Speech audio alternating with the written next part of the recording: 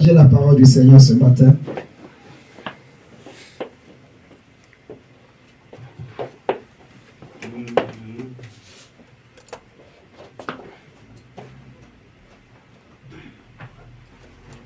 Nous allons parler d'un thème qui est dans Luc, le chapitre 24, le verset 13 à 18. Luc 13, le chapitre 24. Luc chapitre 24, pardon, excusez-moi. Luc chapitre 24, le verset 13 à 18. Le thème c'est « De quoi vous entretenez-vous » C'est une question que le Seigneur pose, qu'il avait posée à deux de ses disciples. Luc chapitre 24, verset 13 à 18. C'est une question qu'il avait posée et ça va être le thème de notre enseignement, de notre partage de ce matin au nom de Jésus-Christ. Luc chapitre 24, le verset 13 à 18.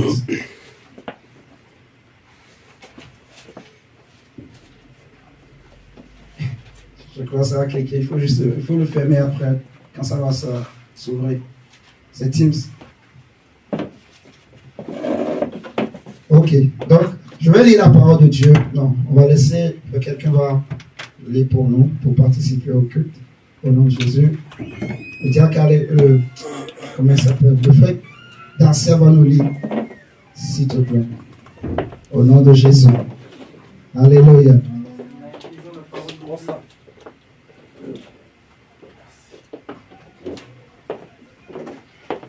Luc chapitre 24. Bonjour Gracia. Bonnie. Bien. Ah, gloire à Dieu.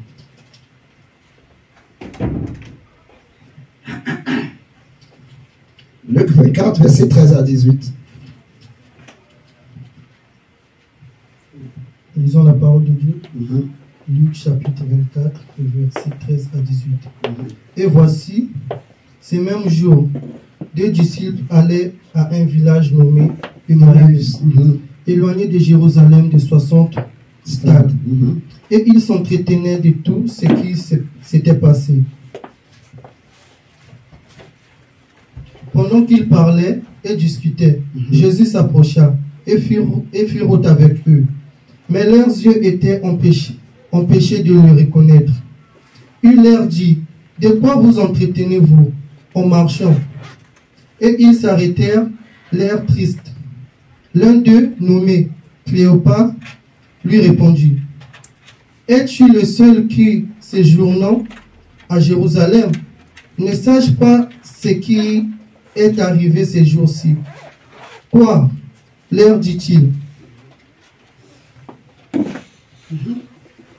Quoi leur dit-il? Ok, Seigneur, tu as raison, merci. On peut s'arrêter là. Amen. Donc, le verset 17 nous dit, il leur dit, de quoi vous entretenez-vous en marchant pour que vous soyez tout tristes? Vous voyez? Donc, les disciples, ils s'entretenaient de quoi? De ce qui s'était passé. C'est-à-dire de la mort de Jésus, qui a été crucifié.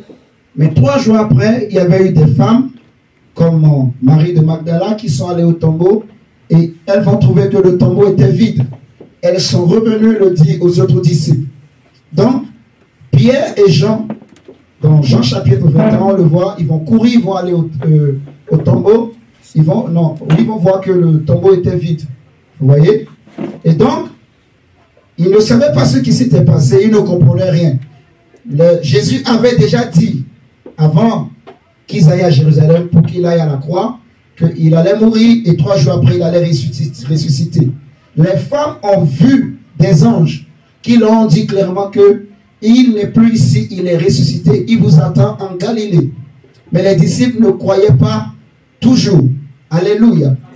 On va voir que pendant que les autres étaient restés à Jérusalem, les deux là, ils vont prendre le chemin pour aller dans un village qu'on appelle Emmaüs. Et ce qui est intéressant ici, c'est que sur leur route, sur leur chemin, c'est que Jésus est venu. Ils étaient en train de parler d'une histoire qui concerne Jésus, mais ils n'ont pas compris que celui qui était venu pour marcher avec eux, c'était Jésus. Est-ce que vous me suivez ce matin? C'est que, bien que leur entretien tournait autour de Jésus, mais ils n'ont pas su que Jésus était là. Leurs yeux étaient voilés. La parole de Dieu dit que leurs yeux étaient empêchés de le reconnaître. Vous voyez? Donc cela signifie que, en fait, bien qu'ils étaient en train de parler de Jésus, mais le sujet, le thème sur lequel ils étaient en train de parler n'était pas un thème du moment. Vous comprenez? Parce que Jésus était déjà mort et ressuscité.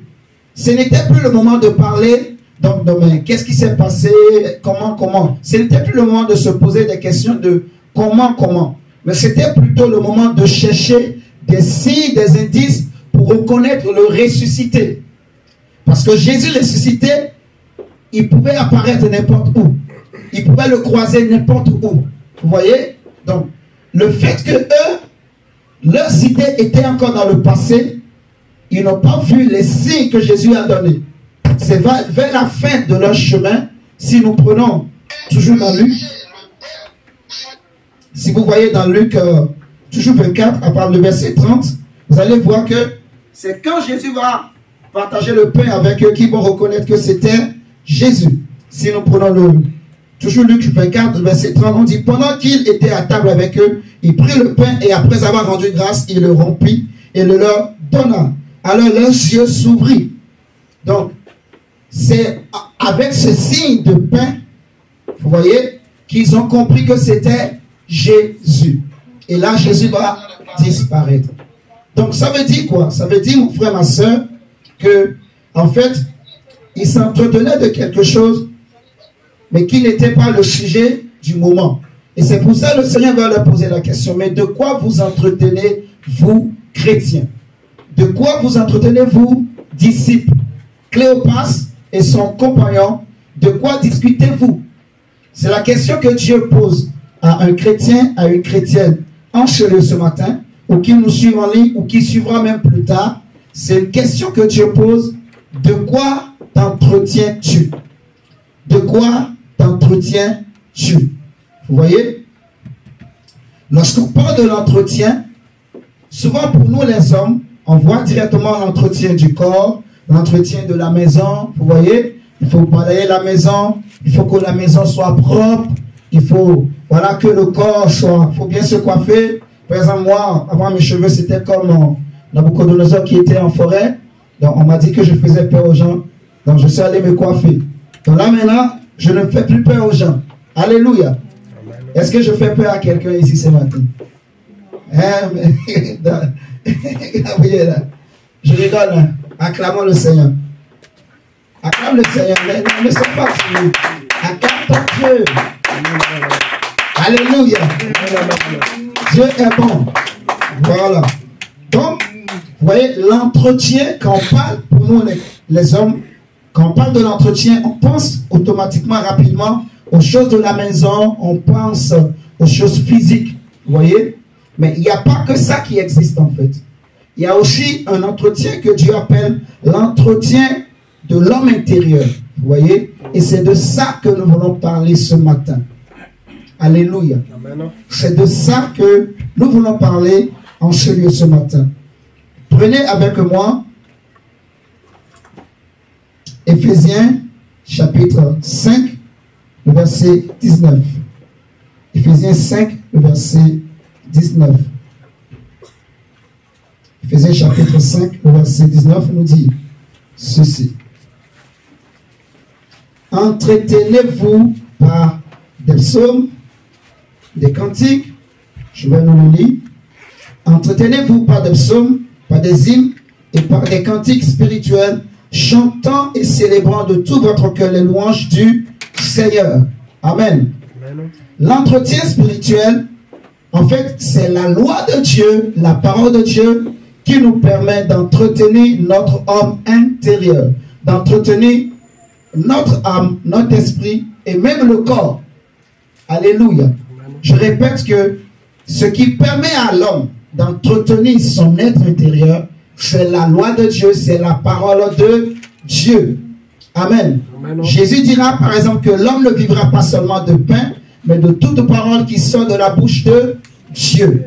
Donc, ici, on nous dit, entretenez-vous par des psaumes, des hymnes, des cantiques spirituels, chantant et célébrant de tout votre cœur les louanges du Seigneur. Donc, le fait d'être dans la présence de Dieu, de louer tout le temps Dieu, de lire la parole de Dieu, de baigner dans la parole de Dieu, dans l'adoration, ça nous permet d'entretenir la flamme de Dieu, la vie de Dieu en nous, d'entretenir notre âme spirituelle.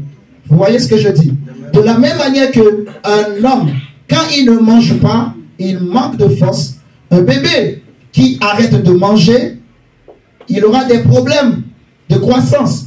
Vous êtes d'accord avec moi? Ses os ne seront pas solides. Il aura du mal à se tenir debout. Et même on prend un adulte, quand il ne mange pas au bout d'un certain jour, même au bout d'une journée, il commence par trembler. Il y en a qui ont des vertiges. Il y en a qui tombent. Moi, je me rappelle quand j'étais petit, ne prenez pas ça pour mettre ça sur les réseaux sociaux. Ce que je vais dire là. Alléluia. Quand j'étais enfant, le matin, quand je me lève, si je ne mange pas, jusqu'à 7 heures, je ne sais pas, 8 heures d'ancien, c'est évanouissement, crise. Je partais, c'est l'hôpital. Vous comprenez? Donc, au début, mes parents ne comprenaient pas. Mais après, ils ont compris. Donc, ça fait que le matin, tôt, allez, on me donne quelque chose pour que je mange. Donc, quand je ne mange pas tôt, le matin, je m'évanouissais. Bon, aujourd'hui, j'ai grandi. Ce n'est plus pareil. Vous comprenez? Mais je donne cet exemple juste pour qu'on comprenne en fait. Donc, de la même manière que l'homme, s'il ne mange pas physiquement, il peut être affaibli. Spirituellement également, quand la parole de Dieu, les louanges de Dieu, les hymnes, les cantiques ne remplissent pas notre homme intérieur, nous aurons du mal à croître aussi spirituellement. Nous deviendrons des kwashokors spirituels. Excusez-moi de parler comme ça, mais on aura un problème de croissance spirituellement. Vous comprenez ce que je veux dire? Alléluia.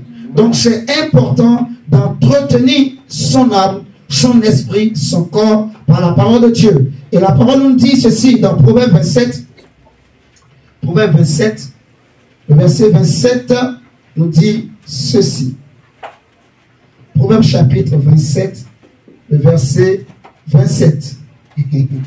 J'aime bien cette parole. Elle dit ceci. Proverbe chapitre 27, le verset 27. Le lait de chèvre suffit à ta nourriture, à celle de ta maison. Le lait de chèvre suffit à ta nourriture et aussi à celle de ta maison. Or, lorsqu'on parle du lait, mon frère, on veut parler de la parole de Dieu. Est-ce que nous connaissons ça? L'apôtre Pierre va nous dire dans 1 Pierre chapitre 2, retenez ce verset qu'on vient de lire, Proverbe 27, verset 27. On nous dit que le lait des chèvres suffit à ta nourriture, à toi, mais aussi à celle de ta maison. Vous voyez? C'est vrai que quand on parle du lait de la chèvre, on veut parler premièrement de la chèvre physique. Vous voyez? On veut parler du lait physique. Mais sur le plan spirituel, le lait, c'est l'image de la parole de Dieu. De tout ce qui sort de la bouche de Dieu. Et ici donc, on veut dire simplement que la loi de Dieu, elle est suffisante pour nous nourrir et pour nourrir aussi notre maison. Est-ce que nous sommes là ce matin? Amen. Je répète que, Gabriela, la parole de Dieu, elle est assez puissante pour te nourrir et aussi nourrir la maison. Alléluia. Amen. Et l'apôtre Pierre le dit clairement dans 1 Pierre 2, le verset 1 à 3, il va dire en fait que désirez ardemment le lait spirituel. On peut le lire, on va le lire, ça ne fait pas de mal. Désirez ardemment le lait spirituel. 1 Pierre chapitre 2. 1 Pierre chapitre 2, à partir du verset 1, il dit, rejetant donc toute malice et toute ruse, la dissimulation, l'envie et toute médisance. Verset 2, désirez comme des enfants nouveau-nés. Vous voyez? Parce que l'enfant nouveau-né a besoin de lait pour croître. L'enfant a besoin du lait maternel. L'enfant a besoin du lait qui contient les vitamines pour sa croissance, les vitamines pour ses os, les vitamines pour son organisme. Alléluia. L'enfant a besoin de lait. Donc on dit désirer comme des enfants nouveau-nés. Donc dans d'autres versions, on dit désirer ardemment. Désirer ardemment, aspirer, rechercher, soupirer après le lait spirituel. Vous voyez, comme des enfants nouveau-nés. Donc de la même manière qu'il y a le lait physique qu'on a vu dans Proverbe 27, il y a aussi ce qu'on appelle le lait spirituel. Vous voyez, qui n'est rien d'autre que la loi de Dieu, la parole qui sort de la bouche de Dieu. Et l'apôtre Pierre nous dit de le désirer, ce lait spirituel est pur. Amen. Vous voyez, c'est un lait qui est pur afin que par lui vous croissiez. Donc comme je disais, de la même manière que le lait physique participe à la croissance du bébé, le lait spirituel aussi participe à la croissance spirituelle du chrétien, de la chrétienne que nous sommes. Alléluia. Amen. Il dit clairement que afin que par lui vous croissiez pour le salut. Si vous avez goûté que le Seigneur est bon, qui ce matin parmi nous n'est pas encore convaincu que Dieu est bon? Alléluia. Amen. Tout le monde sait que Dieu est bon. Si nous sommes là ce matin, nous savons, nous le croyons que Dieu est bon. Il nous a donné le souffle de vie, ne serait-ce que pour ce matin. Amen, amen. Il a renouvelé le souffle en nous. Il a renouvelé la vie. Avant même que nos paupières ne s'ouvrent, Dieu était déjà venu tout préparer pour qu'on puisse marcher comme des rois et des reines toute la journée. Alléluia. Amen. Il a plani nos chemins. Amen. Amen. Donc Dieu est bon. Il ne cesse de donner la pluie à tous les hommes d'ailleurs. Il fait lever son soleil sur le juste et le méchant. Dieu est bon. Amen. Amen. Donc, on nous dit de désirer ce lait spirituel. Vous voyez? Donc, la parole de Dieu nous aide justement à entretenir.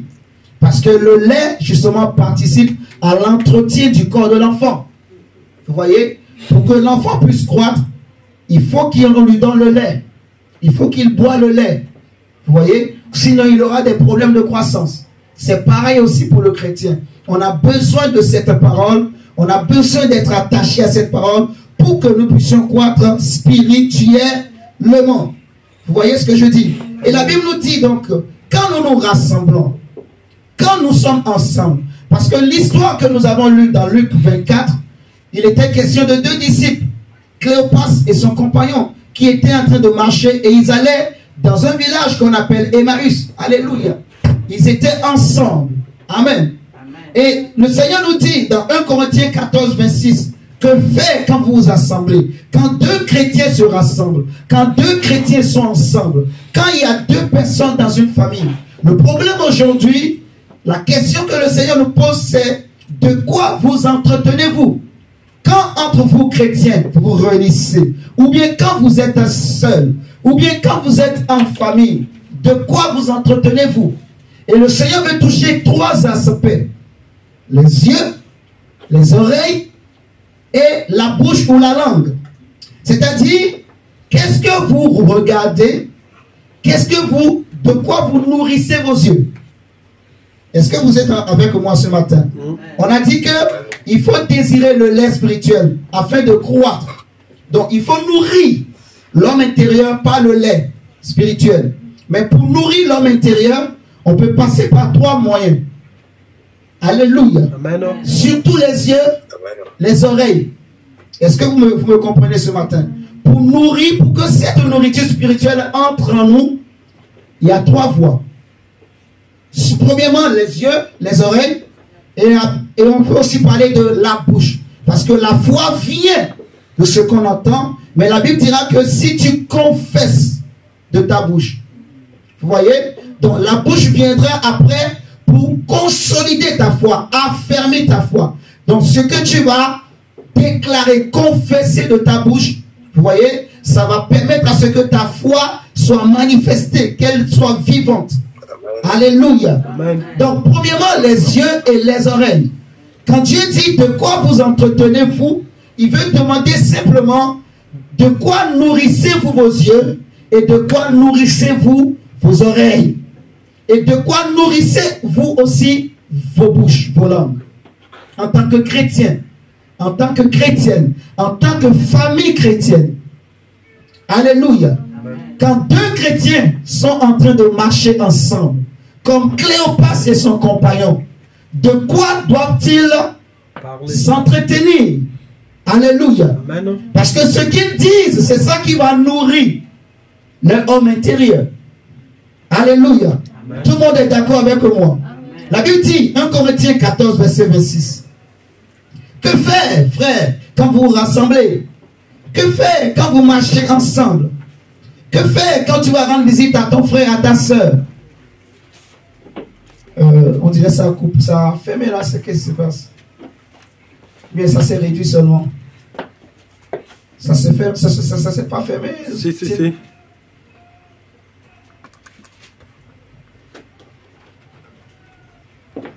On est en train d'apprendre. Amen. Amen. Voilà, donc ne nous en voulez pas. Amen. Ouais, on est en train d'apprendre, mais on s'améliore petit à petit. Voilà. Donc, je disais que on a besoin de ce lait spirituel pour croître.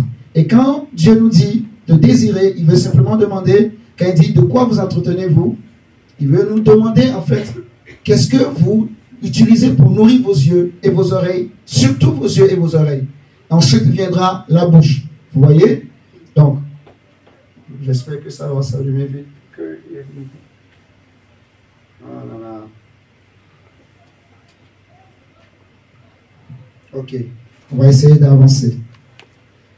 Premièrement, je vais nous expliquer que Dieu a toujours eu ce souci-là de quoi l'homme se nourrit, de quoi l'homme nourrit ses yeux, de quoi l'homme nourrit ses oreilles, de quoi l'homme se nourrit. Dieu a toujours pensé et pourvu à l'entretien des hommes. On le voit par exemple dans le désert, quand le Seigneur avait fait sortir Israël de l'Égypte. Dans le désert, il va s'occuper de... La Bible dira que leurs chaussures ne s'étaient pas usées, leurs vêtements ne s'étaient pas usés. Alléluia. Si nous prenons Néhémie chapitre 9, qu'est-ce que ça a écrit, mon diable?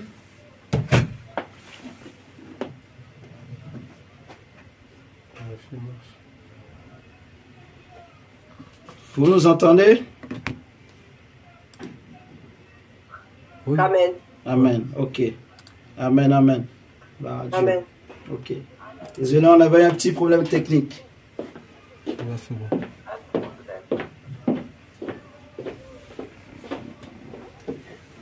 Ok.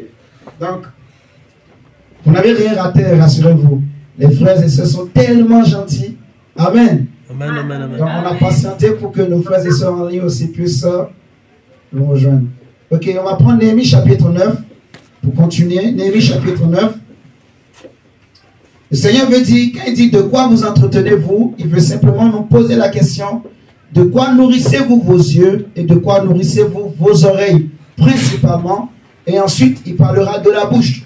Mais je disais que, retenez que dans l'histoire des hommes avec Dieu, le Seigneur il s'est toujours inquiété de l'entretien des hommes. Vous voyez, on va le voir avec les enfants d'Israël dans le désert. Néhémie va le dire dans Néhémie chapitre 9, le verset donc 21, il est écrit ceci. Pendant 40 ans, tu pourvus à leur entretien dans le désert, et il ne manquait de rien. Leurs vêtements ne s'usaient point, et leurs pieds ne s'enflaient point.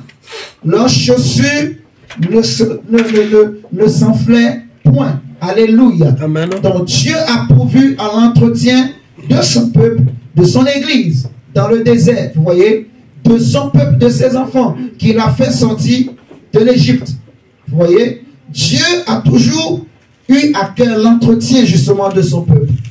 Vous voyez, et ce matin, le Seigneur aussi veut te poser la question, il veut te dire, il veut me dire que je sache que il s'inquiète aussi de quoi j'utilise pour nourrir mon âme, pour nourrir mes yeux, pour nourrir mes oreilles. Alléluia. De quoi nous nourrissons nos yeux et nos oreilles. David va dire, mes frères et sœurs, dans le psaume, regardez, dans le psaume chapitre 15, et ça c'est fort. C'est fort. Là maintenant, nous voulons développer l'aspect, le lait qu'il faut pour les yeux. je dirais, la nourriture qu'il faut pour les yeux. On a parlé de 3 aspects. Les yeux, les oreilles et après la bouche. Mais premièrement, nous allons développer le côté par rapport aux yeux. De quoi l'homme nourrit ses yeux? Qu'est-ce que l'homme doit utiliser pour nourrir ses yeux en tant qu'enfant de Dieu? Donc, ce texte, nous allons prendre premièrement le psaume 15, le verset 30. David va dire une parole qui est très forte et qui va nous ouvrir vraiment les yeux pour comprendre quelque chose de très très important en tant que chrétien. Frères et sœurs dans le Seigneur, le psaume chapitre 15 au verset 30. Non, excusez-moi, je vais dire autre chose. Psaume 17, prenons pause, psaume 17 plutôt. Psaume 17 verset 15. Après nous allons prendre Proverbe 30 verset Proverbe 15, verset 30. Je voulais dire Proverbe. Mais prenons d'abord Psaume 17, verset 15. Psaume 17, verset 15. Oui. Psaume 17, verset 15. Amen. Amen. David dit ceci. Pour moi, dans mon innocence, je verrai ta face. Dès le réveil, je me rassasierai de quoi? De ton image. De l'image de Dieu. Ah, c'est bizarre. Il dit, pour moi, dans mon innocence, je verrai ta face, mais dès le réveil, quand je me réveille, je me rassasierai de ton image. Comment on peut se rassasier de l'image? Il veut parler en fait des yeux. Est-ce que vous êtes en train de me comprendre? Il veut parler de la nourriture de ses yeux. Aujourd'hui, nous voyons le monde, Gabriela, écoute-moi bien ce matin, ma soeur. Nous voyons le monde se nourrir d'images qui viennent de l'autre côté. Nous sommes dans un monde aujourd'hui d'images. À la télé, il y a des images. Sur Internet, il y a des images. Ce matin, mon cœur était très triste. Pourquoi? Parce que je me suis rendu compte que le monde dans lequel nous vivons aujourd'hui, c'est un monde dans lequel, en fait, on a tout fait pour captiver les yeux des hommes. Ils sont scotchés sur le téléphone, scotchés devant les écrans, scotchés devant la télé. Tu sors même dans la rue, regarde autour de toi, il y a des choses qui attirent les yeux. Vous comprenez? Et l'homme nourrit ses yeux justement par tout ce qu'il voit. Vous voyez? La Bible dit... regardez Proverbe 15. Proverbe 15. Vous allez comprendre. On regarde ce texte de David. Proverbe 15. Sachez que les yeux, c'est un organe que Dieu a créé qui, les yeux ont toujours faim. Les yeux, c'est plus que le ventre. L'œil, il veut toujours voir. Il veut toujours voir. Il ne se fatigue pas de regarder. Non. S'il y a quelque chose qui ne se fatigue pas de regarder, de voir, de manger, c'est les yeux. Il peut pas. L'œil de l'homme est capable de rester toute une journée devant un écran. Il a mal aux yeux, mais il fait comme ça seulement. Il continue. Même s'il a mal. Donc c'est comme si tu manges, le ventre, il est plein, mais le ventre ne s'arrête pas. Il demande toujours donne. Les yeux, c'est... Regardez ce que la Bible dit. Proverbe 15. Prenons Proverbe 15, le verset 30. Et ensuite, nous allons prendre Proverbe 27, verset 20. Proverbe 15, le verset 30 nous dit ceci. Ce qui plaît aux yeux réjouit le cœur. Ce qui plaît aux yeux réjouit le cœur. Et une bonne nouvelle fortifie les membres. Donc, lorsque les yeux aiment quelque chose, le cœur de l'homme est content. Ça fait du bien au cœur. Ça fait du bien à l'âme. Est-ce que vous êtes en train de comprendre? Amen. Malheureusement, il y a des choses qui peuvent faire du bien à l'âme, mais qui ne vont pas donner la vie. Les choses de la terre. Amen. La Bible dit, en fait, n'aimez pas le monde ni les choses qui sont dans le monde. Car la convoitise, car l'orgueil de la vie, les convoitises des yeux, les convoitises de la chair. Vous êtes en train de comprendre? Amen. Donc, on parle des convoitises. Les choses que les yeux peuvent aimer, mais qui sont en réalité des péchés qui vont nourrir l'âme, mais pour apporter la mort. Au lieu d'apporter la vie. On dit ce qui plaît aux yeux, ça réjouit le cœur. Ce que les yeux aiment regarder, ça fait du bien au cœur.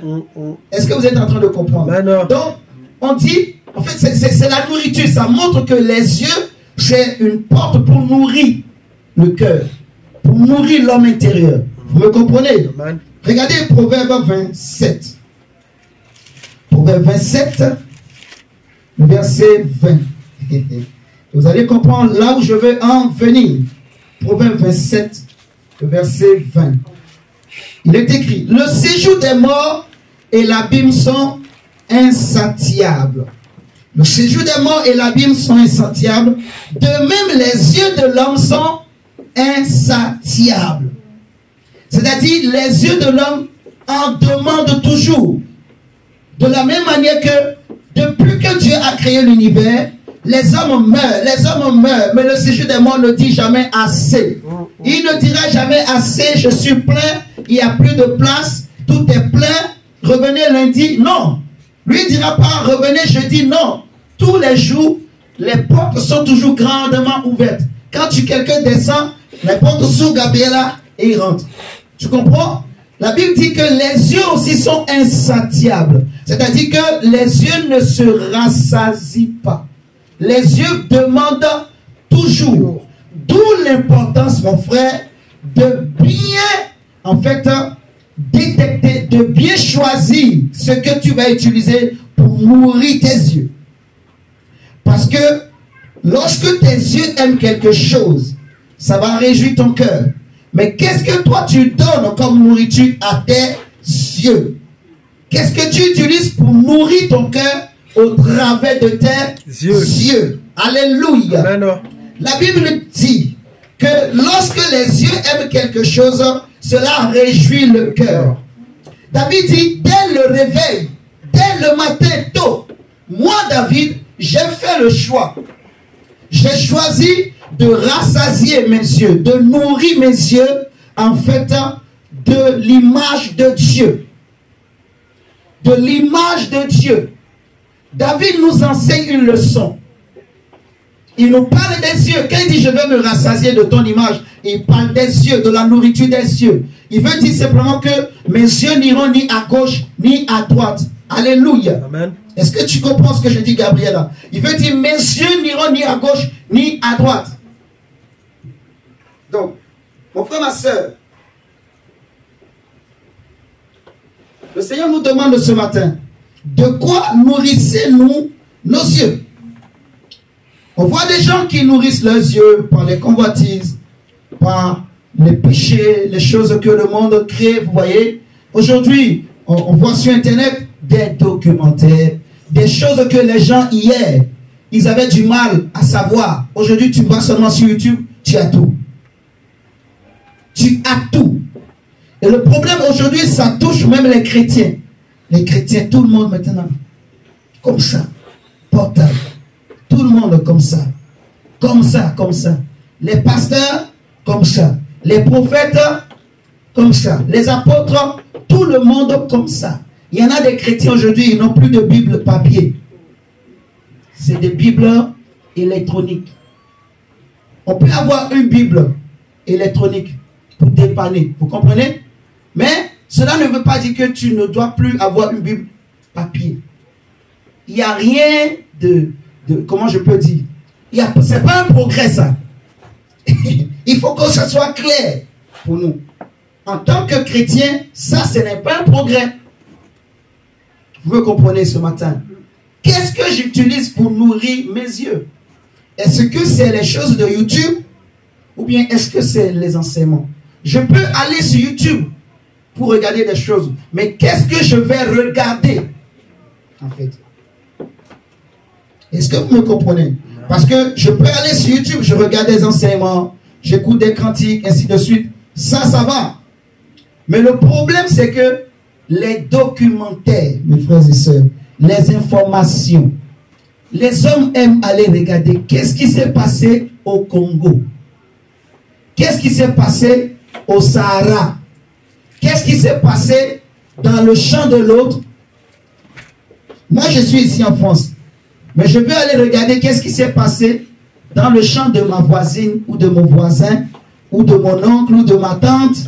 Vous voyez, il y en a, il veut savoir qu'est-ce qui s'est passé dans la maison de Barack Obama. Il y en a, il se lève, lui ce qu'il veut savoir, qu'est-ce que Barack Obama a mangé aujourd'hui? Qu'est-ce que Barack Obama a fait aujourd'hui? Quelle course il a fait aujourd'hui?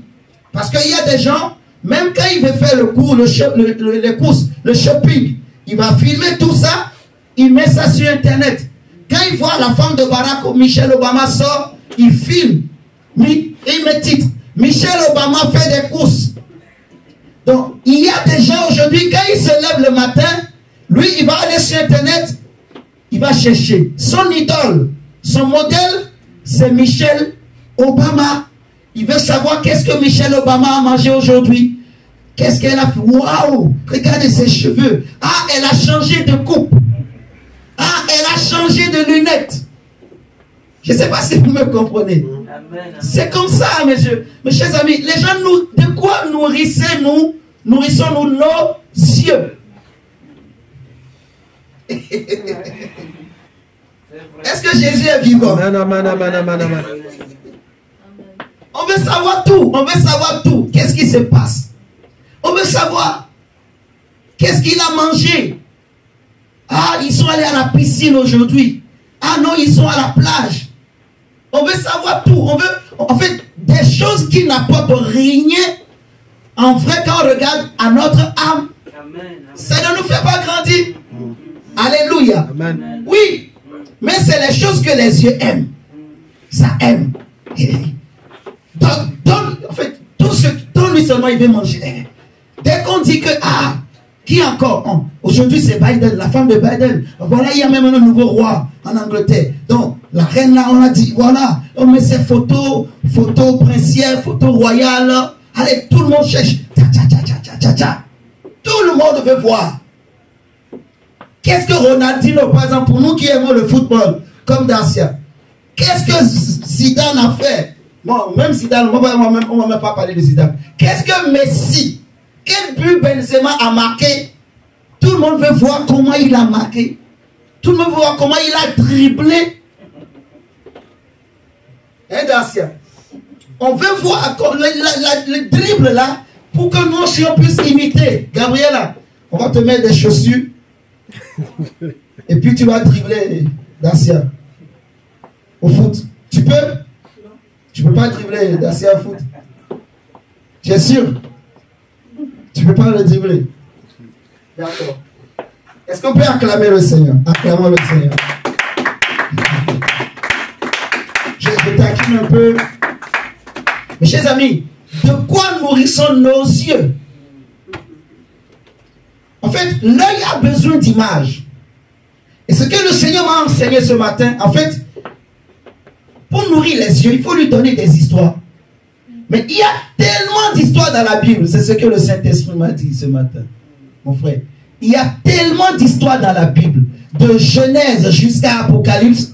Il y a tellement d'histoires. Rien que le livre des juges, il y a tellement d'histoires. Quand tu regardes le livre des rois, mon diacre, il y a tellement d'histoires à donner aux yeux. Amen. Des choses que les rois ont fait. Il y a tellement de choses. Tu prends le livre des psaumes. Si tu veux savoir qu'est-ce qui s'est passé aujourd'hui, va regarder dans la Bible. Il y a tellement de choses. Il y a tellement des histoires. Il y a tellement des images bibliques à utiliser pour nourrir nos yeux. Amen.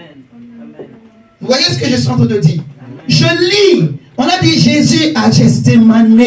Ah, même si j'avais déjà lu, je relis encore. Je nourris mes yeux de cette image. Vous voyez? Amen. Je lis l'histoire. L'histoire. Jésus, quand il était né, on a dit qu'il y avait une vierge. Elle connaissait personne, elle ne connaissait pas d'homme. Et puis un ange, Gabriel, est descendu. L'ange lui a parlé. L'ange lui a dit, je te salue, toi à qui une grâce a été faite. Elle, étonnée, elle va dire, mais quelle est cette salutation? Elle va dire, je ne connais pas d'homme. L'ange va lui dire, la puissance du Très-Haut viendra sur toi. Elle va dire que ta volonté soit faite. Je suis la servante de...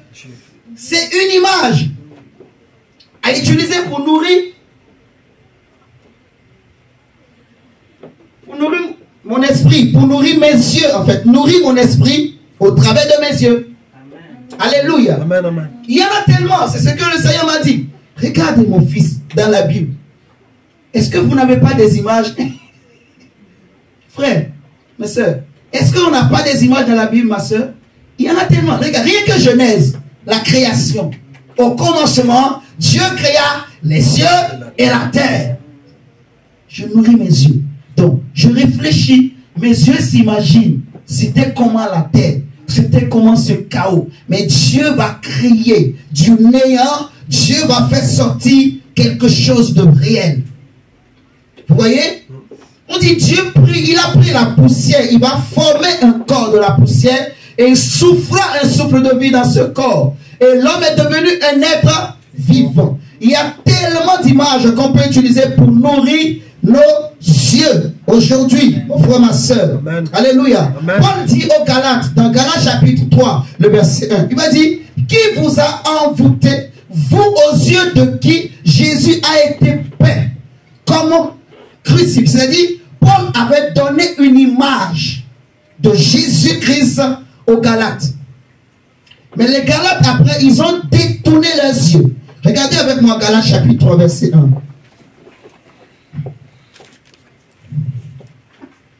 Galates chapitre 3, verset 1.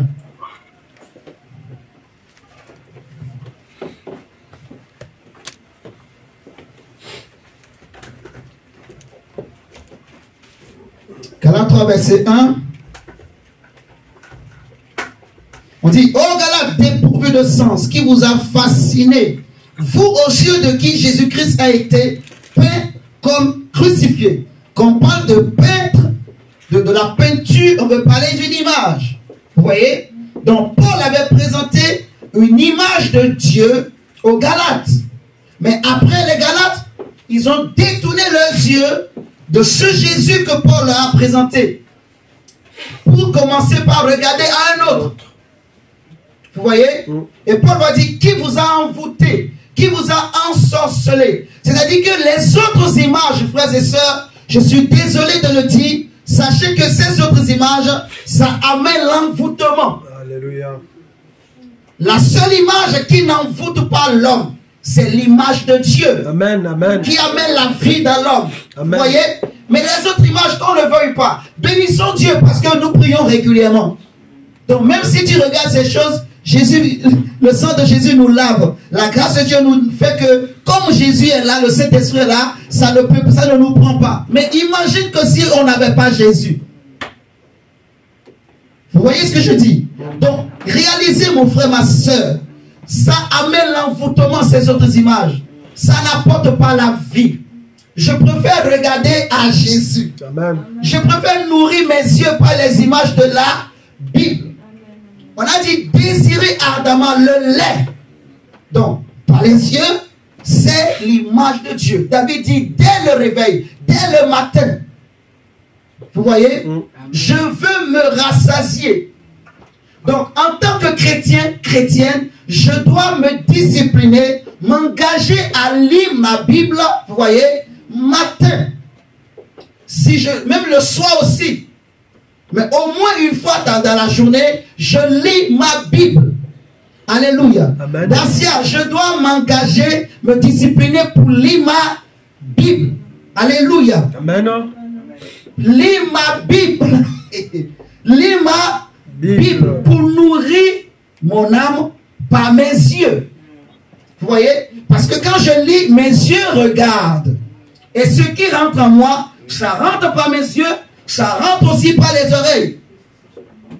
Alléluia. Amen. T'as dit quoi, mon? Ça sortira aussi par la bouche.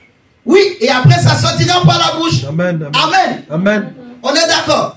Donc, il faut que je nourris mes yeux d'abord. Ensuite, ça va rentrer par les yeux. Et ensuite, ça va sortir par la bouche quand je vais confesser. Amen, je vais amen, amen, proclamer. amen. Vous voyez? Alléluia. Et ça prend vie. Amen. Alléluia. Amen, amen. Et c'est de ça que Dieu est en train de nous parler ce matin. Il faut nourrir nos yeux. Il ne faut pas être comme les Galates qui ont commencé avec l'esprit, mais ils ont fini par la chair. Vous voyez? Ils étaient spirituels au début, mais ils sont devenus charnels après. Vous voyez, soyons des hommes et des femmes spirituels. Nourrissons nos yeux par des choses de Dieu. Quand deux chrétiens marchent ensemble, quand deux chrétiens sont ensemble, il faut que Jésus soit au centre. Il faut qu'on se partage la parole de Dieu. Quand on se parle, à un moment donné, dis-moi ce que tu as médité. Dis-moi ce que j'ai médité. Alléluia. Pose-moi des questions. Ou dis-moi ce qui... Peut-être tu as lu quelque chose que tu n'as pas bien compris. Ou moi j'ai lu, je n'ai pas bien compris. Discutons de ça. Je ne sais pas si vous êtes en train de me comprendre. C'est compliqué, mais c'est ça le secret. Surtout dans le monde dans lequel nous vivons aujourd'hui. Regardez, Cléopas et son compagnon étaient en train de marcher. Mais il parlait en plus de Jésus. Mais il parlait d'un Jésus passé. Et c'était ça le problème. Il parlait de Jésus, mais de Jésus passé. Un Jésus encore à la croix. Un Jésus encore en train de saigner. Un Jésus encore en train de crier. Or, Jésus, il est déjà descendu de la croix de Golgotha. On a mis au tombeau et 3 jours est déjà passé. L'homme de Galilée est sorti du tombeau. Amen. Il n'a plus le sang. Il est tout blanc, revêtu de gloire et d'éclat. Ce que le chrétien doit faire maintenant, c'est de chercher les signes, les images pour reconnaître Jésus. Est-ce que nous sommes en train de comprendre ce matin? Et c'était ça le défaut de Cléopas et son compagnon. C'est pour ça que Jésus vient, mais ils n'ont pas reconnu Jésus. Leurs yeux étaient envoûtés. Pourtant, ils parlaient de Jésus. Parce que quand on ne voit pas Jésus, c'est que les yeux sont envoûtés. Est-ce que vous me comprenez? Les yeux sont fermés. Pourtant, ils parlaient de Jésus. Mais Jésus passait. Alléluia. Amen. Nous allons avancer. Prenons Proverbe chapitre 20, le verset 27. Et ensuite, nous allons parler de la parabole des 10 vierges. Proverbe 20, le verset 27. Proverbe 20, le verset 27. Proverbe chapitre 20, le verset 27. La Bible nous dit: le souffle de l'homme est une lampe de l'Éternel. Il pénètre jusqu'au fond des entrailles. Vous voyez? Le souffle de l'homme, c'est une lampe de l'Éternel qui pénètre jusqu'au fond des entrailles. Le Seigneur dira dans Luc chapitre 33, regardez avec moi Luc chapitre 33. On a dit que le souffle de l'homme, c'est une lampe de l'Éternel. Une lampe, une lumière. Luc chapitre 11, le verset 33, Jésus dit ceci. Luc chapitre 11, le verset 33. Saint-Esprit, merci pour la grâce de Dieu. Luc 11, le verset 33, il est écrit: personne n'allume une lampe pour la mettre, n'allume une lampe pour la mettre dans un lieu caché ou sur le boisseau, mais on la met sur le chandelier afin que ceux qui entrent voient la lumière. Alléluia. Ton œil est la lampe de ton corps, tes yeux. Donc quand on parle de ton œil, il veut parler des yeux. On dit ton œil est la lampe de ton corps. Vous voyez? Lorsque ton œil est en bon état, tout ton corps est éclairé. Mais lorsque ton œil est en mauvais état, ton corps est dans les ténèbres. Prends donc garde que la lumière qui est en toi ne soit ténèbres. Alléluia. On dit, si donc tout ton corps est éclairé, n'ayant aucune partie dans les ténèbres, il sera entièrement éclairé, comme lorsque la lampe éclaire de sa lumière. Alléluia. Donc on veut nous dire que l'homme, en fait, ce qu'on appelle l'homme intérieur, l'esprit de l'homme, c'est une lampe de Dieu et c'est comme les yeux. Vous voyez? C'est ce qu'on appelle les yeux spirituels, les yeux intérieurs, les yeux de l'homme intérieur. Vous voyez? Et on dit que c'est une lampe dans l'homme.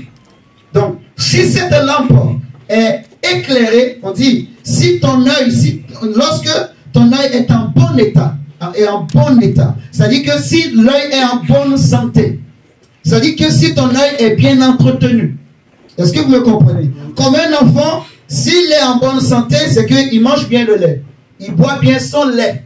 Vous voyez? Donc, si l'œil est en bon état, c'est-à-dire si ton œil spirituel est en bonne santé, tout ton corps sera dans la lumière éclairée. Nous prions, Jésus, que tout en moi soit lumière. Amen. Mais si l'œil intérieur n'est pas en bon état, c'est-à-dire en bonne santé, on peut beau crier lumière, mais notre vie ne sera pas lumière. Tout en nous ne sera pas lumière. Alléluia. Amen. Donc c'est important de veiller sur l'état de notre homme intérieur, l'état des yeux intérieurs, l'état de notre yeux.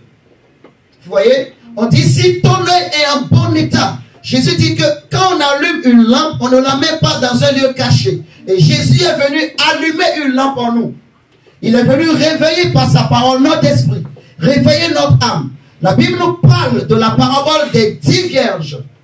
10 femmes vierges, 5 étaient folles, 5 étaient sages. Alléluia. Les 10 vierges s'étaient préparées, elles ont pris des lampes, vous voyez, pour aller à la rencontre de l'époux. Matthieu chapitre 25, du verset 1 au verset 13. On dit, elles ont pris des lampes pour aller à la rencontre de l'époux. Mais la différence, les 5 vierges folles, elles n'ont pas pris de l'huile en réserve. Donc, elles n'ont pas pensé à l'entretien de la lampe. Tu me suis, mon diacre?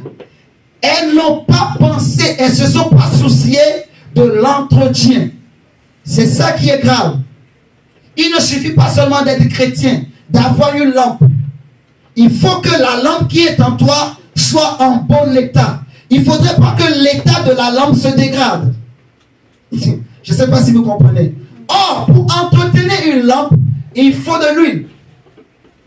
Vous me suivez ce matin? Amen. Pour entretenir la lampe, il faut de l'huile. Et les 10 vierges, les 5 vierges folles avaient la lampe allumée, avec beaucoup de flammes, mais elles n'avaient pas pris de l'huile. Les 5 vierges folles, sages plutôt, les 5 vierges sages, elles avaient aussi leur lampe, mais elles avaient pris de l'huile en réserve. Parce que c'était des femmes sages. Parce que c'était des femmes prévoyantes. Vous voyez? C'était des femmes qui n'avaient pas la tête en l'air. Elles étaient prévoyantes. Elles étaient conscientes que pour que la lampe garde sa flamme allumée, il faut que j'ai de l'huile. Si je n'ai plus de l'huile, ma lampe va s'éteindre. Et je vais en profiter pour nous parler des signes. Parce que je disais que Cléopas et son compagnon, ils parlaient de Jésus. Jésus était là, mais ils n'ont pas reconnu Jésus. Parce que leurs yeux étaient fermés, parce qu'ils parlaient d'un Jésus passé. Au lieu que, alors qu'aujourd'hui, ce qu'il faut chercher, c'est les signes pour reconnaître Jésus. Tu me suis, mon diable? Amen. Donc, on nous dit que les 10 vierges partaient à la rencontre de l'époux, mais il y avait les 5 sages qui avaient de l'huile en réserve. Vous voyez? Elles avaient de l'huile en réserve. Parce qu'on ne sait pas à quelle heure l'époux va arriver. Donc, pour que ma lampe ne s'éteigne pas en cours de chemin, je garde de l'huile en réserve. Alléluia. Amen. Et regardez, mon frère, ma soeur, lorsqu'on parle du retour de Jésus, il y a plusieurs signes que nous devons regarder. Mais vous le connaissez, la plupart des signes, on a enseigné. Mais je vais insister sur certains points. Parce que souvent, dans cette parabole des 10 vierges, on nous a dit que à minuit, c'est-à-dire au milieu de la nuit, il y a quelqu'un qui a crié, qui a dit, voici l'époux. J'ai remarqué que les chrétiens, leurs yeux sont arrêtés sur le mot minuit. Minuit. Et je veux dire à quelqu'un ce matin que minuit est déjà passé. J'aimerais que tu comprennes les choses correctement. Alléluia. Sachez que la nuit, dans la pensée de Dieu, est divisée en 4 parties. Comme la journée est divisée en 4 parties. C'est ce qu'on appelle les veilles de la nuit. Et pour bien comprendre, nous allons prendre Marc, chapitre 13.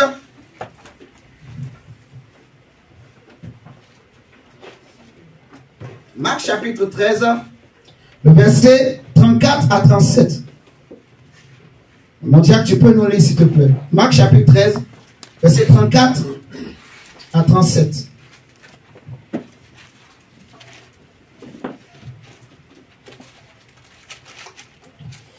Lisons la parole de Dieu dans Marc 13, 34 à 37. Il en sera comme d'un homme qui, partant pour un voyage, laisse sa maison, remet l'autorité à ses serviteurs, indique à chacun sa tâche et ordonne au portier de veiller. Veillez donc, car vous ne savez quand viendra le maître de la maison, ou le soir, ou au milieu de la nuit. Attends, il dit premièrement, ou le soir. Ensuite, ou au milieu de la nuit. Ou au milieu de la nuit. Ou au milieu de la nuit. Encore. Ou au chant du coq. Ou au chant du coq. Ou le matin. Ou le matin. Craignez qu'il ne vous trouve endormi à son arrivée soudaine. Ce que je vous dis, je le dis à tous. Je le dis à tous. C'est fort, c'est important. Jésus ne parle pas à une personne seulement, il parle à tout disciple, à tous les chrétiens. Alléluia. Amen. Et ça c'est important. Il dit, ce que je dis, je le dis à tous, veillez. Il dit, vous ne savez pas. Il dit, voilà, il en sera comment? Bon, je vais lire le verset 35 plutôt. Veillez donc, car vous ne savez quand viendra le maître de la maison, ou le soir. Quand il parle du soir, il veut parler de la première veille de la nuit, en fait. Quand il dit après, au milieu de la nuit, il veut parler de la deuxième veille. Au chant du coq, il veut parler de la troisième veille. Ou le matin, il veut parler de la quatrième veille. Et je vais vous expliquer. La première veille de la nuit, ça commence de 18h à 21h. C'est ça qu'on appelle la première veille de la nuit. C'est le soir. Vous voyez, dans la pensée prophétique, la journée commence le soir. Dans Genèse, quand vous lisez, la Bible dit, voilà, Dieu créa, il y eut un soir et il y eut un matin. Donc la journée commence d'abord le soir. Chez les Juifs, par exemple, dans le calendrier juif, la journée commence le soir. Est-ce que vous êtes là ce matin? Amen. Donc, quand on dit le soir, quand Jésus dit le soir, il veut parler de la première veille de la nuit, qui commence de 18h à 21h. Dans notre calendrier gréco-romain. Vous me suivez? Ensuite, il dit, au milieu de la nuit, la deuxième veille de la nuit commence de 21h à 0h. Vous voyez? Et 0h est considéré comme le milieu de la nuit. Parce que la nuit, il y a 12 heures dans la nuit. Vous voyez? Donc, les 4 veilles sont divisées en 3. En fait, c'est des temps de 3 heures, 3 heures, 3 heures. 18h à 21h. Ensuite, 21h à 0h, ça fait la deuxième veille de la nuit. Et minuit, c'est le milieu de la nuit. Et de 0h à 3h, ça fait la troisième veille de la nuit. Est-ce que vous suivez? Amen. La troisième veille de la nuit. Et le coq commence par chanter. Vous me suivez ce matin? Le coq commence par chanter dans ce temps-là. Voilà. Vous voyez? Il commence par chanter, et la quatrième veille de la nuit, ça commence de 3h à 6h du matin. Par exemple, dans le monde des ténèbres, je fais une parenthèse, le moment où il travaille à fond, c'est à partir de la troisième veille. Vous voyez, ils commencent leur travail, première veille, mais là où ils sont à fond, c'est la troisième veille, entre 0h et 3h du matin. Parce qu'ils savent que bientôt, la nuit va terminer. Donc, ils mettent à fond. Parce que quand le soleil se lève, c'est fini. Ils doivent arrêter. Ils ne peuvent plus continuer. Vous me comprenez? Donc, ils travaillent à fond.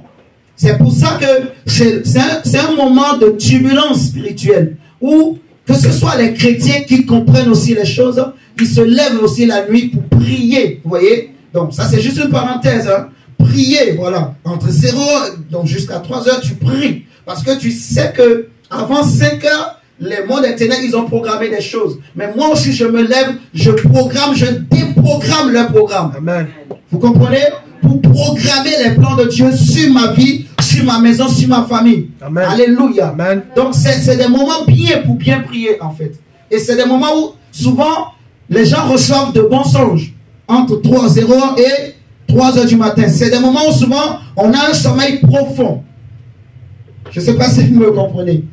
Bon, c'est pas le moment de parler bien de ces choses. Mais comprenez qu'il y a 4 veilles de la nuit. Vous voyez? Donc on dit que Vous allez voir, dans ce texte, on nous dit qu'à minuit, il y a eu un cri. Donc il y a eu un signe. Mais Paul dira dans Romains 13, le verset 12, que le jour, regardez, Romains 13, verset 12. Romains 13, verset 12.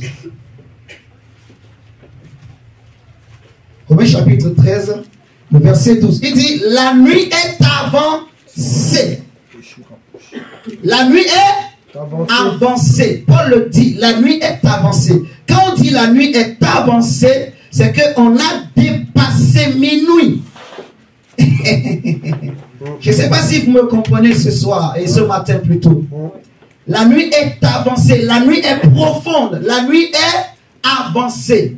Donc on a dépassé minuit. Et il dit le jour approche. Donc bientôt le jour va se lever. Bientôt le soleil levant va apparaître. Bientôt l'étoile brillante du matin va apparaître. Bientôt il sera 6 heures. Je ne sais pas si vous comprenez. Amen. Donc la nuit est avancée, le jour s'approche. Vous voyez? Donc moi j'irai jusqu'à dire, on a même dépassé la 3e veille. On est dans la 4e veille.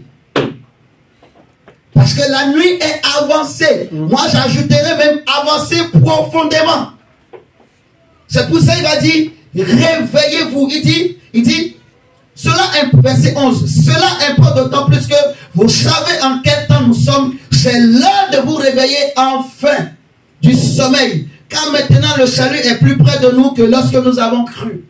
C'est le moment de blanchir sa robe. C'est le moment, mon frère, de veiller sur la nourriture de ses yeux et de ses oreilles, mon frère. C'est le moment de prendre sa vie chrétienne vraiment, vraiment au sérieux. C'est le moment de ne plus remettre à demain sa vie chrétienne, sa conversion. Vous comprenez? C'est maintenant qu'il faut se lever. C'est maintenant qu'il faut prendre Jésus au sérieux. C'est maintenant qu'il faut prendre la vie spirituelle au sérieux. Parce que le salut est plus près de nous que lorsque nous avons cru. La nuit est avancée, chrétien. On a dépassé minuit. Parce que pendant des années, on a prêché aux chrétiens. On a dit minuit, minuit, minuit, minuit, minuit. Je veux dire à quelqu'un ce matin, on a dépassé minuit. Amen, amen, amen. Parce que si on est encore en minuit, c'est que tu as encore beaucoup de temps. Mais tu n'as plus beaucoup de temps. Il ne reste plus beaucoup de temps pour l'homme sur la terre. Jésus peut arriver à n'importe quel moment. La nuit est avancée. C'est-à-dire que dans la chronologie de la nuit, on n'est plus à la première veille. On n'est plus à la 2e. Vous voyez? On a déjà dépassé même la 3e. C'est ce que moi j'ai compris. Est-ce que vous comprenez? Donc le jour s'approche. Donc le jour va se lever bientôt en fait. Tu vois, c'est comme le matin, le soleil, on commence par voir un peu, tu vois, le moment où et le soleil et la lune, les deux se croisent là, il y a un peu de lueur qui commence à arriver. C'est là où on dit le jour se lève. Le jour se lève.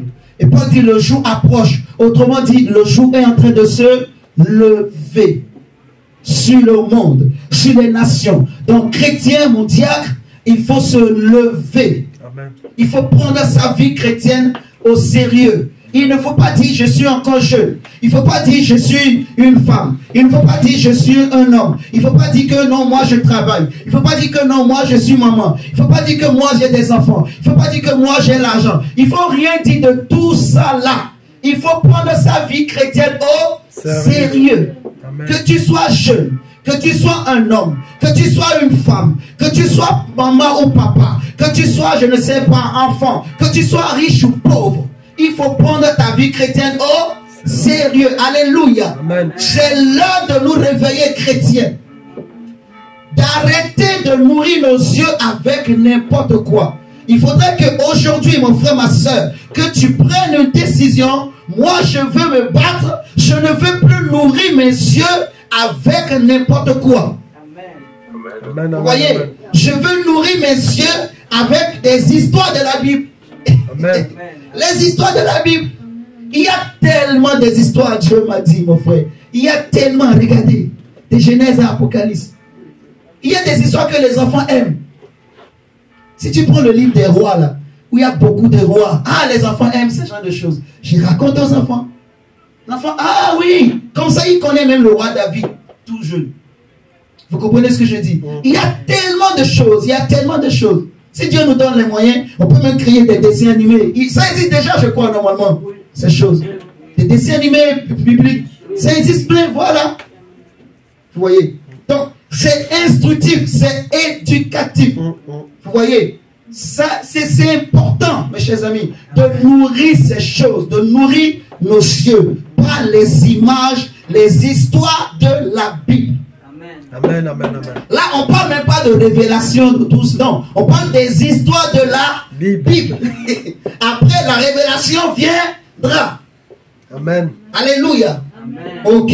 Donc, là, on va avancer. On a pris Matthieu, Marc 13. Ouais. Le reste, c'est bon. On va maintenant parler des oreilles. Des oreilles. Des oreilles. Les oreilles. Prenez quand même Matthieu 14, verset 5. Matthieu 14, verset 5. Là, on est sur le plan prophétique. On va le lire quand même. Pour que chacun comprenne. Matthieu 14, verset 25.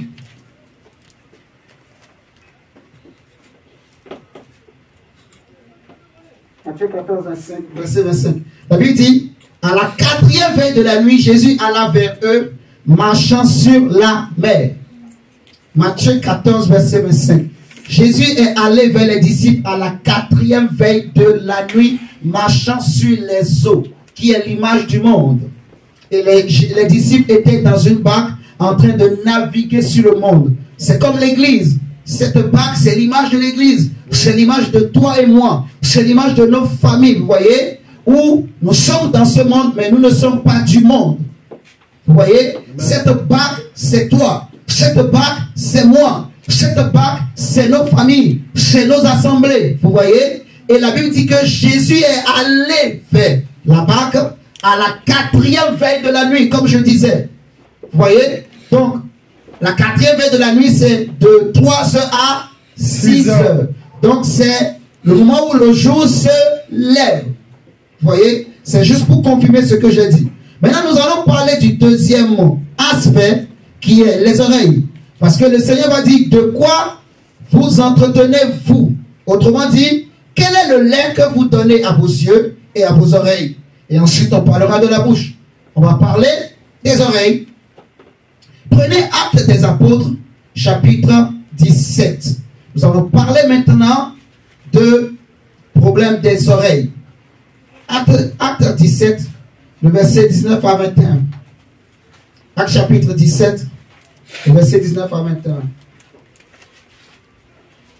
Actes des Apôtres, chapitre 17, verset 19 à 21.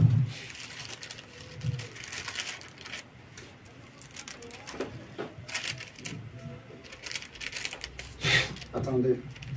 Il y a un texte que je voulais lire.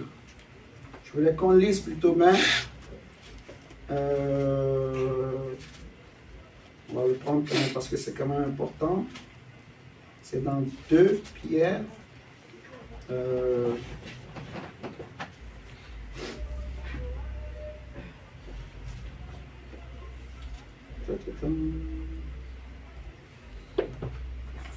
non, je sais pas.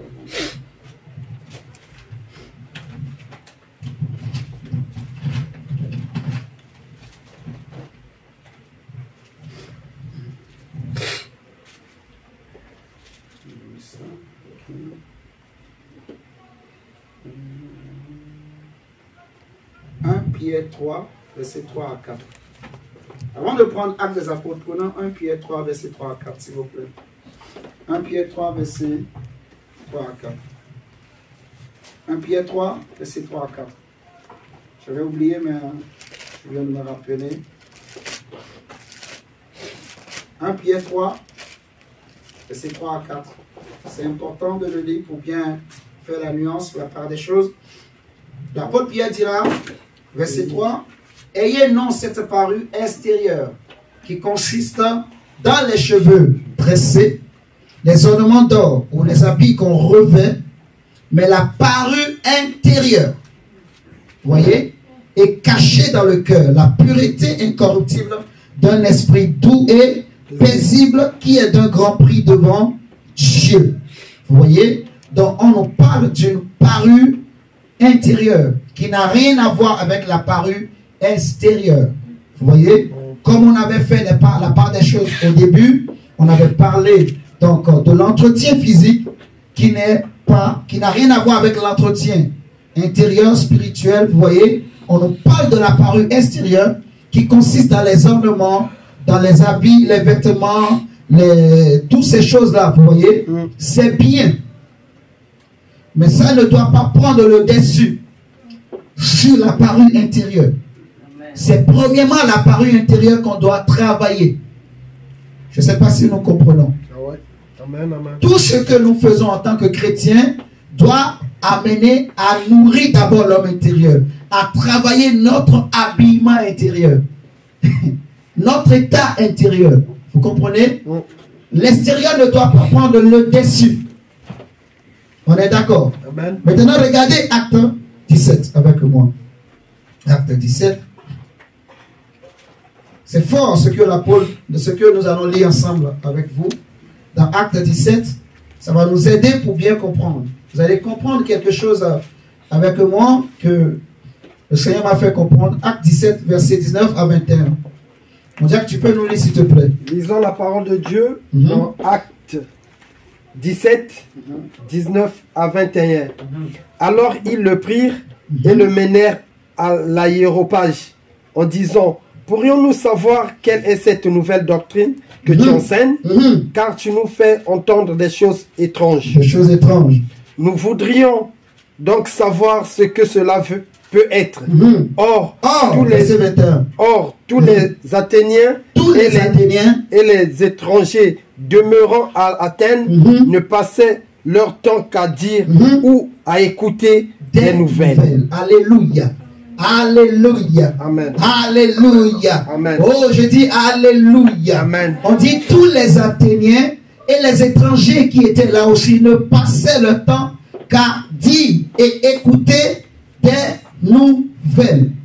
Et je veux dire à quelqu'un que l'Europe que tu connais aujourd'hui n'est rien d'autre que, en fait, le résultat de ces civilisations gréco-romaines, ces civilisations macédoniennes. Vous voyez? En fait, l'Europe est le mélange de toutes ces civilisations.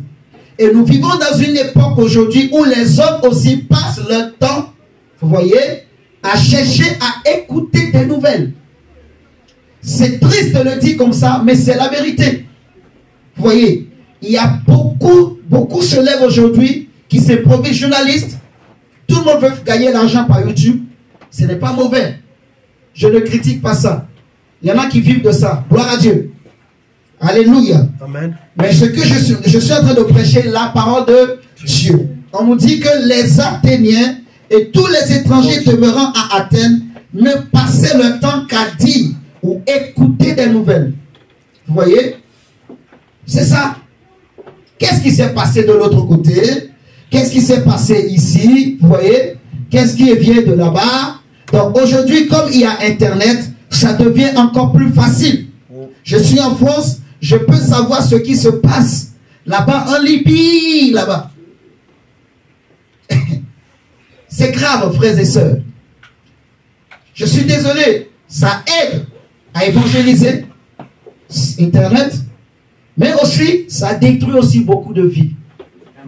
Il faut vraiment qu'on veille. Il faut qu'on ait les yeux ouverts. C'est comme ça, en fait. Il faut avoir les yeux ouverts. Il ne faut pas être comme Cléopâtre et son compagnon. Il faut qu'on ait les yeux ouverts. La Bible dit, la foi vient de ce qu'on entend. Je ne vais pas tendre mes oreilles pour écouter des nouvelles à gauche, à droite. Vous voyez? Amen. La nouvelle que je veux écouter ou que je dois écouter, c'est la nouvelle qui vient du ciel. C'est la nouvelle qui vient d'en haut. Alléluia. Amen. Ésaïe va dire à Dieu, Dieu va dire que tu exerces mes oreilles, en fait, pour écouter comme écoutent les disciples. Et il est dit dans le psaume 85, le verset 9, j'écouterai ce que dit Dieu. Regardez avec moi. Psaume 85, verset 9.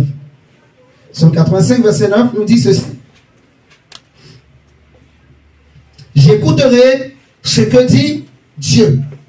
Je ne vais pas passer mon temps à écouter les nouvelles qui viennent d'à gauche, d'à droite. Non. Il dit, j'écouterai ce que dit Dieu, l'Éternel, car il parle de paix à son peuple et à ses fidèles, pourvu qu'ils ne retombent pas dans la folie.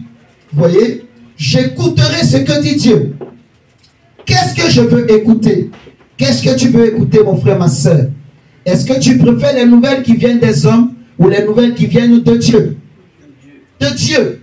Parce que ce qui vient de Dieu donne la vie. Amen. Ce qui vient de Dieu donne le salut. Ce qui vient de Dieu donne la paix. Alléluia. Amen. Il est important, mon frère, ma soeur, de tendre nos oreilles pour écouter les choses de Dieu. Pour écouter la parole de Dieu. C'est comme la reine Esther. Vous voyez cette femme. Souvent, on parle de la reine Esther. Mais si nous connaissons son histoire, nous allons bien comprendre ce qui s'est passé. Parce qu'elle était une fille dont les parents étaient morts. Elle a été éduquée. Elle a été quelque part. Voilà, c'était son oncle qui va, en quelque sorte, l'éduquer. Elle va grandir auprès de son oncle.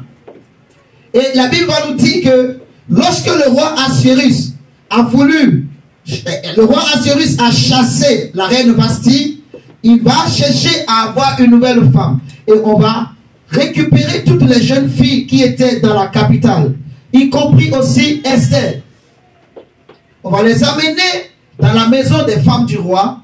Et la Bible dira que, regardez avec moi, Esther chapitre 2. On va lire ça, c'est important. Pour bien comprendre. Qu'est-ce qu'il faut écouter? Si Esther a pu devenir reine, c'est parce qu'elle a écouté un bon conseil. Elle n'a pas écouté les nouvelles qui viennent d'à gauche, à droite. Non, elle a écouté. Regardez Esther chapitre 2, le verset 5. La Bible nous dit ceci. Il y avait dans Suse, la capitale, un juif nommé Mardoché, fils de Jaïr, fils de Shimei, fils de Kis, homme de Benjamin, qui avait été emmené de Jérusalem parmi les captifs déportés avec Jéconia, roi de Juda, par Nebuchadnezzar, roi de Babylone. Il élevait Adassa, qui est Esther, fille de son oncle, car elle n'avait ni père ni mère, dont son père et sa mère étaient morts. La jeune fille était belle de taille et belle de figure. À la mort de son père et de sa mère, Mardoché l'avait adoptée pour fille. Lorsqu'on eut publié donc l'ordre du roi et son édit et qu'un grand nombre de jeunes filles furent rassemblées à Suse, la capitale, sous la surveillance de qui? D'Hégaï. Esther fut aussi prise et conduite dans la maison du roi sous la surveillance d'Hégaï, gardien des femmes. Le verset 9. On dit, la jeune fille lui plut et trouva grâce devant lui. Il s'empressa de lui fournir les choses nécessaires pour sa toilette et pour sa subsistance, lui donna cette jeune fille choisie dans la maison du roi et la plaça avec ces jeunes filles dans le meilleur appartement de la maison des femmes. Donc, à Hégaï ou à Gaï, voilà, à Hégaï plutôt, il a fourni à toutes ces jeunes filles ce qu'il fallait pour se préparer en fait, pour s'entretenir avant d'aller rencontrer le roi. Est-ce que vous me suivez ce soir? Amen. Ce matin plutôt. Toutes ces jeunes filles, avant d'entrer dans la maison du roi, dans la chambre du roi, devraient s'entretenir, se préparer. Donc on leur a donné tout ce qu'il fallait pour leur toilette. Les maquillages, les crayons de beauté, les mèches, les chaussures, tout ce qu'il fallait, tout, pour qu'elles soient belles. Parce que c'est un jeu unique. Soit ça passe, soit ça casse. C'était comme ça. Parce qu'il y avait plein de jeunes filles. Et le roi devrait choisir une, la meilleure, la plus belle, celle qui va plaire au roi. Vous voyez? Donc celle dont l'entretien sera irréprochable. Est-ce que vous me suivez ce matin? Amen. La Bible nous dit que toutes ces jeunes filles, elles avaient tout à leur disposition. Mais la différence avec Esther, c'est que elle n'écoutait pas seulement ce que disait Hégaï. Elles avaient aussi d'autres conseillers. Donc, malgré ce que Hégaï leur avait dit, elles aussi, elles prenaient ce qu'elles voulaient. Vous me comprenez ce soir, ce matin? Elles prenaient elle mettait des crayons. Peut-être il y en a qui mettaient crayons jusque-là, je ne sais pas. Je donne juste des exemples. Mais elles ont pris tout ce qu'elles voulaient, tout ce qu'elles pensaient, ce que les gens leur ont dit, elles ont pris. Vous voyez? Elles ont écouté des choses. Peut-être qu'en ce temps-là, il y avait des gens qui... Imaginons que YouTube existait en ce temps-là. Il y avait des gens qui avaient fait des vidéos de YouTube pour dire, pour aller chez le roi, il faut porter telle chaussure, il faut mettre tel talon, il faut mettre tel pantalon, il faut porter telle robe. Le jour-là, quand tu vas rentrer, il faut sourire comme Gabriela.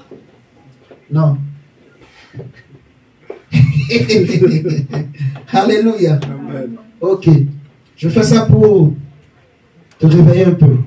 Amen. Amen. Ok. Donc, il faut sourire. Vous voyez? Il faut, ou bien il ne faut pas sourire. Il y en a qui ont suivi des conseils. Vous voyez? Donc, elles avaient tout, mais elles ont fait comme elles voulaient. C'est ça la différence. Mais Esther, la Bible nous dit que c'est Hégaï lui-même qui va donner à Esther tout ce qu'il lui fallait et comment elle devrait se préparer, s'entretenir avant d'aller rencontrer le roi. Pourquoi? Parce que Hégaï, il est le chef de ses femmes. Il connaît très bien le roi. Il connaît les goûts du roi. Je ne sais pas si vous comprenez. Il connaît ce que le roi aime. Il connaît la robe que le roi aime. Il connaît le parfum que le roi aime. Il connaît la chaussure qui fait tourner la tête au roi. Il connaît les mèches que le roi, quand il voit, il ne peut pas résister. Il connaît la rouge à lèvres que le roi aime. Donc, il a tout dit à Esther. Et comme Esther était bien éduquée, Esther, comme elle avait cette habitude d'écouter Mardochée, tout ce que Hégaï lui a dit, elle a écouté, elle a fait comme Hégaï avait dit. Regardez avec moi dans le chapitre, le verset 12. La Bible nous dit, chaque jeune fille allait à son tour vers le roi Assyrus après avoir employé 12 mois. Oh my God, c'est beaucoup. 12 mois à s'acquitter de ce qui était prescrit aux femmes. Pendant wow, 12 mois pour se préparer avant d'aller rencontrer un homme. Un homme, mon frère. Un homme, ma soeur. Pour aller rencontrer un homme. Mais maintenant, regardez, nous, pour aller à la rencontre de Jésus, le roi des rois. Hégaï, on dit chaque jeune fille allait à son tour vers le roi Assyrus après avoir employé 12 mois à s'acquitter de ce qui était prescrit aux femmes. Pendant ce temps, elles prenaient soin de leur toilette 6 mois avec de l'huile de myrrhe et 6 mois avec des aromates et des parfums en usage parmi les femmes. Donc, c'était vraiment quelque chose, on donnait les mêmes choses, les mêmes moyens, les mêmes possibilités à toutes ces jeunes filles. On dit, c'est ainsi que chaque jeune fille allait vers le roi et quand elle passait de la maison des femmes dans la maison du roi, on lui laissait prendre avec elle tout ce qu'elle voulait. Elle y allait le soir et le lendemain matin, elle passait dans la seconde maison des femmes, sous la surveillance de Charge-Gaz, eunuque du roi et gardien des concubines. Elle ne retournait plus vers le roi, à moins que le roi n'en eût le désir et qu'elle ne fît appeler par son nom. Verset 15, on nous dit ceci. Lorsque son tour d'aller vers le roi fut arrivé, Esther, fille d'Abi Caïl, oncle de Mardochée qu'il avait adopté pour fille, Esther ne fait quoi? Esther ne demanda que ce qui fut désigné par qui? Hégaï, eunuque du roi et gardien des femmes. Mon frère, j'insiste.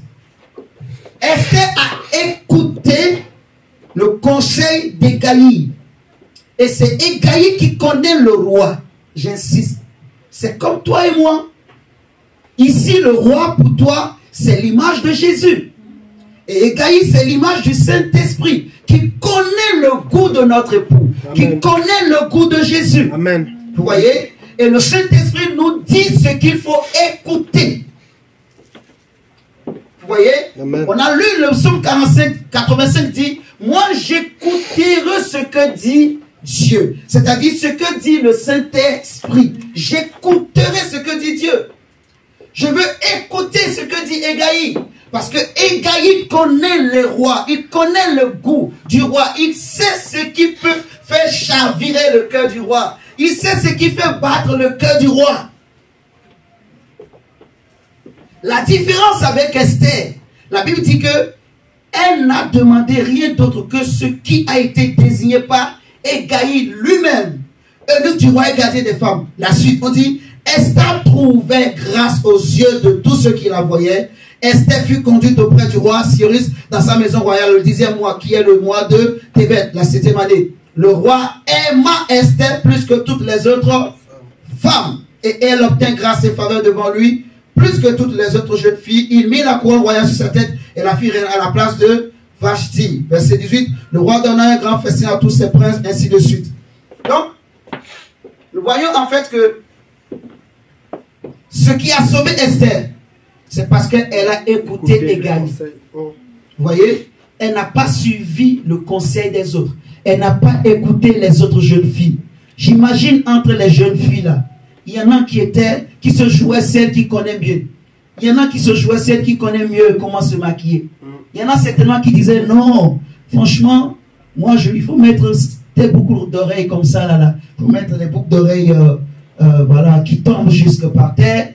Je donne des exemples comme ça. Vous voyez? Donc, mais Esther, malgré tout ce que ces jeunes filles disaient, elle, ses oreilles, c'est seulement ce que a dit Hégaï. Pour prendre le parfum, elle demande, qu'est-ce que Hégaï a dit? Est-ce que vous me comprenez ce matin? Et c'est ce que nous devons aussi faire en tant que chrétiens.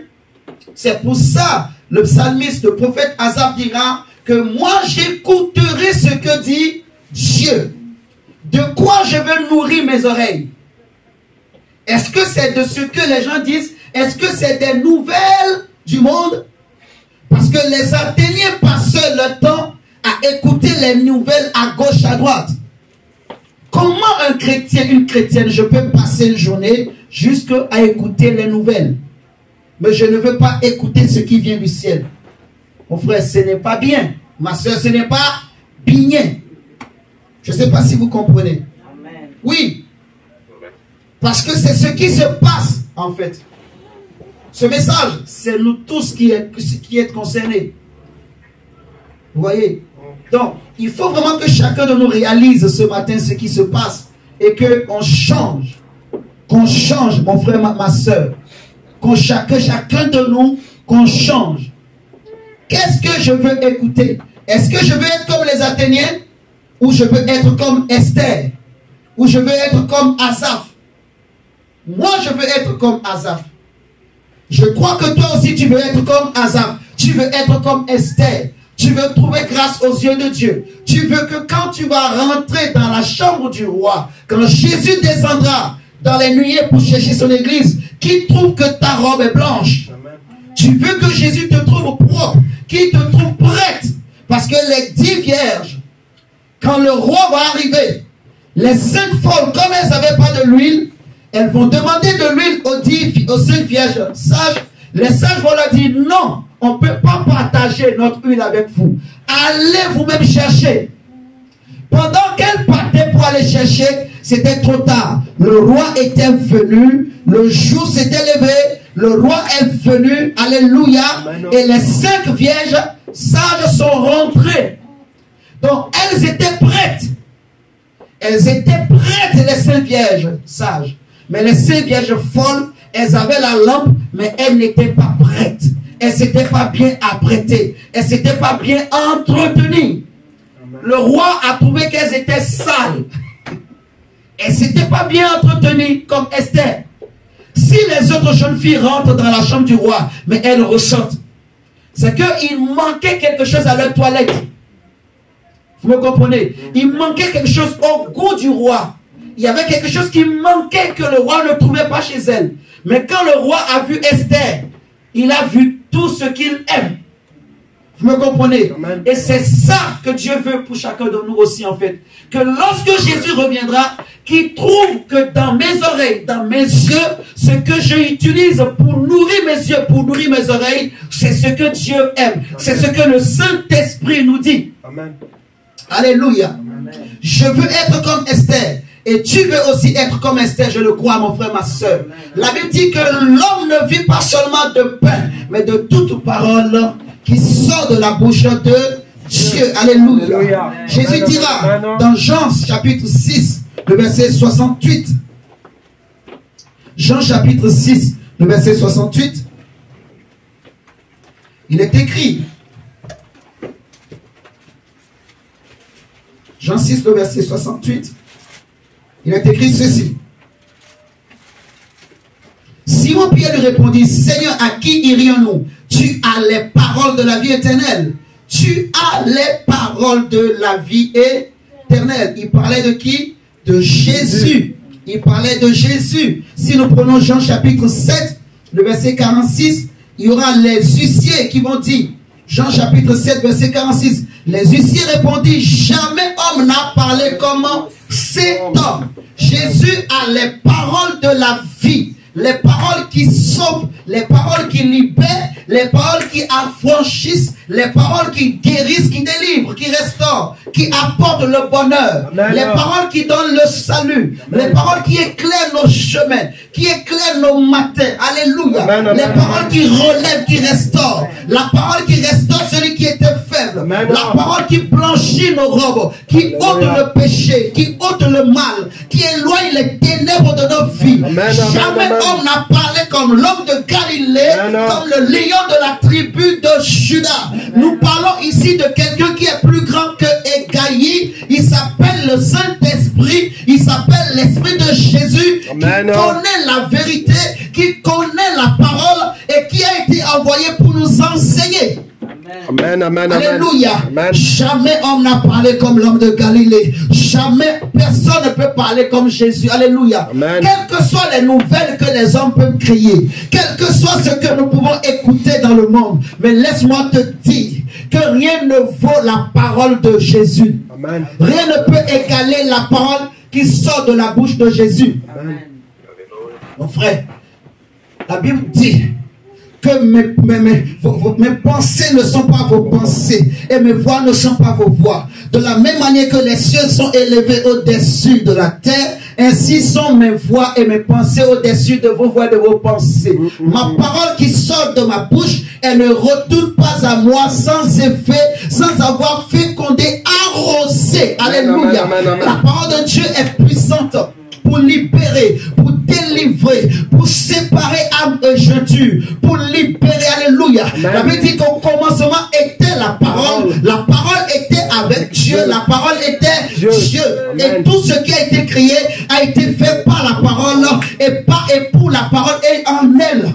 Amen. Oh my God, la parole de Dieu, en lui se trouvent tous les trésors de la science et de la connaissance. Alléluia. Amen. Il est la lumière, il est l'éclat, il est la gloire, il est la justice, il est la délivrance. Amen. Amen, amen. Nous parlons de l'évangile de Jésus, de la parole du Dieu vivant. Alléluia. Amen. Oui. Qui veut écouter Jésus ce matin? Amen, amen, amen, amen. Mon frère, il faut écouter Jésus. Comme il est l'heure, même si on n'a pas parlé de la bouche, mon frère, mais on va juste lire le psaume 45, parce que ce qui est important, peut-être un autre jour, si le Seigneur permet, on parlera de la bouche. Mais il faut d'abord qu'on comprenne bien ce qui concerne les cieux et les oreilles. Vous voyez? C'est très important. Prenons juste le psaume 45 concernant la bouche et la langue. On va s'arrêter là. Psaume 45, versets 1 à 3. Nous allons le lire. Pendant qu'on le lit, on peut mettre en même temps le panier.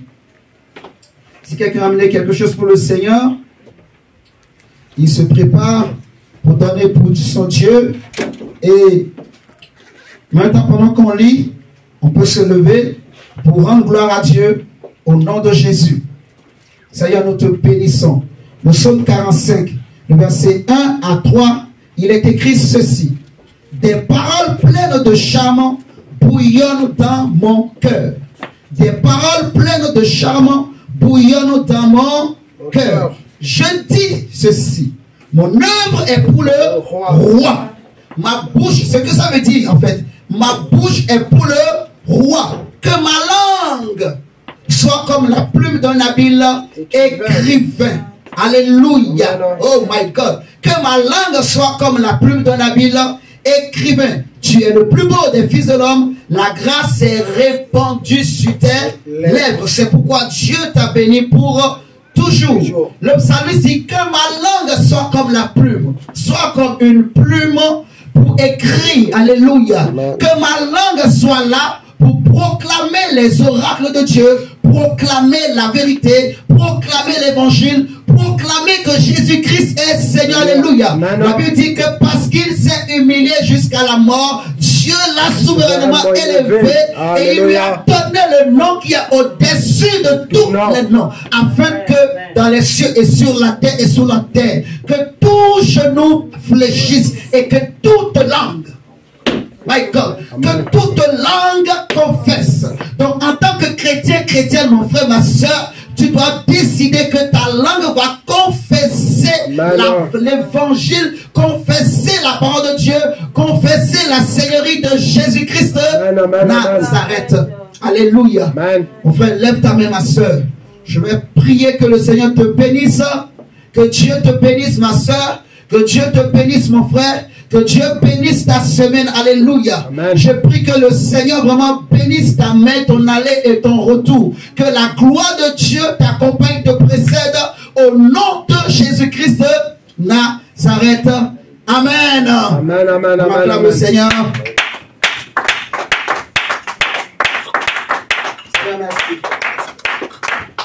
Ok, nous pouvons nous asseoir.